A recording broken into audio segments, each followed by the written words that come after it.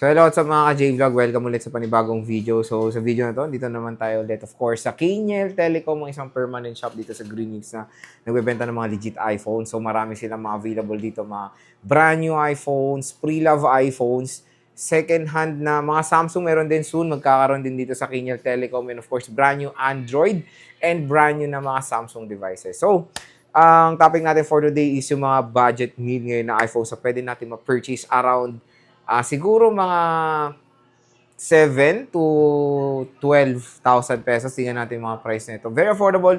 Ang nakakatuwa kasi mga J-Vlog, the iPhone XR is very affordable na lang ngayon 2024. At meron tayong ma-offer dito sa Kaniel Telecom. At ang maganda rin dito, marami silang freebies na ma-offer para sa inyo when it comes dito sa mga iPhone sila. Be specific tayo sa XR o sa XR.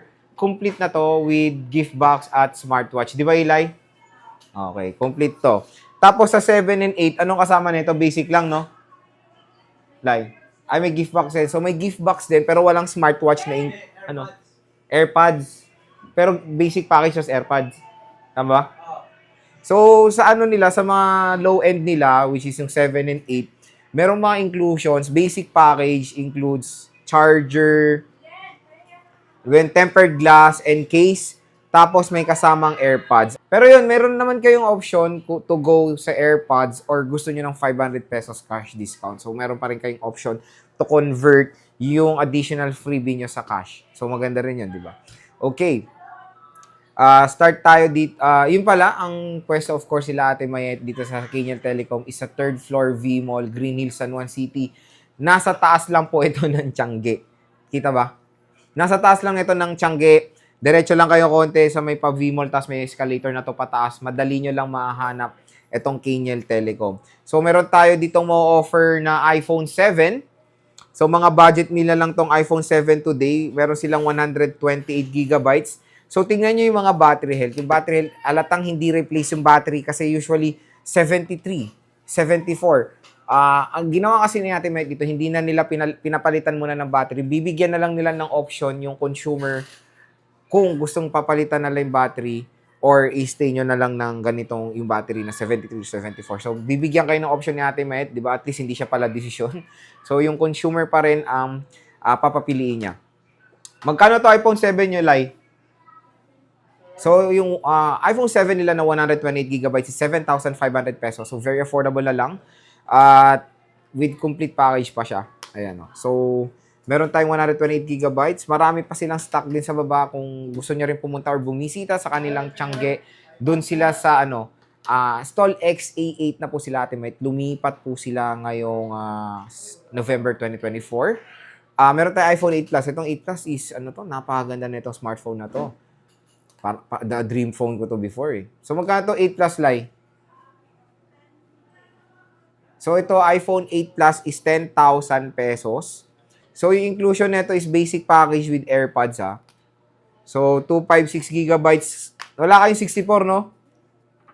So, puro sila 256 at maganda doon yung mga battery health. Isa sa mga 97, ayan, 99, matataas. Pwede nyo naman sila ipa-3U tools kung nagda-doubt kayo. So, ayan yung mga iPhone 8 Plus nila. So, ang 8 Plus is, I think, hanggang iOS 16, hanggang iOS 16. So, don't worry, the iOS 16 is very relevant pa yan. Marami pa pong maso-support na mga apps yan sa market. Ito, may naka-open tayo iPhone 8 Plus. Yan siya. Meron tayong iPhone XR. Sa XR is ito. Marami na nag-option ng XR ngayon. Is very affordable lang kasi iPhone XR. 64GB. Magkano ito, Eli? 64GB XR. So, yung XR nila na 64GB complete with smartwatch, gift box, and all. 64GB is 11,500. Ayan. So, meron tayong mga color white dito. Karamihan is 80+% battery health din. Yung mga iPhone XR nila. Meron tayong 128GB is 12,500. Yes, 12,500 for the 128GB. 256 is 14,000 pesos. So, iPhone XR, ang magandang balita is support pa to ng iOS 18. I think ito na rin yung pinaka-last niya na update sa iOS, which is, siguro nyo, 18 na siguro pinaka-last, pero yung 18 matagal pa yan sa market. Kaya matagal nyo pa magagamit yung XR even though, kunyari, wala na siya magiging update sa iOS 19. Matagal pa siya, kaya best pa rin siyang purchase ngayon 2024 at super duper mura na lang ng iPhone XR ngayong taon. So, yun, sa mga naghahanap ng mga affordable iPhone, syempre, itong mga iPhones na to is very usable pa rin naman sila. Kaya pa to masupport ng mga applications. Today, mga modern games, you can play ML pa rin sa 8 Plus and even iPhone 7.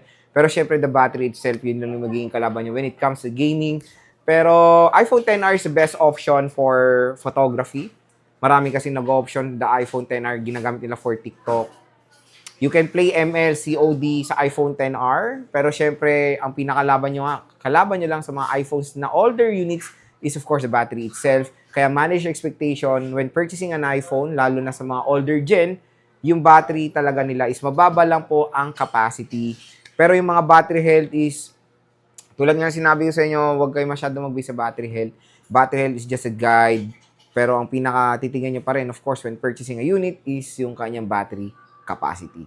So again, mga J-Vlog, bisita na kayo dito sa Kinya Telecom. Third floor, V-Mall, Green Hills, San Juan City. At kung gusto nyo rin bumisita sa kanilang Tiangge, stall XA08 po sila ngayong November. So yun mga ka-J-Vlog, again, marami rin silang mode of payment dito. Tulad na lang ng cash, GCash, bank transfer, and even credit card. Pwede nyo gamitin yung credit card nyo with specific interest. Sa interest, just PM their Facebook page.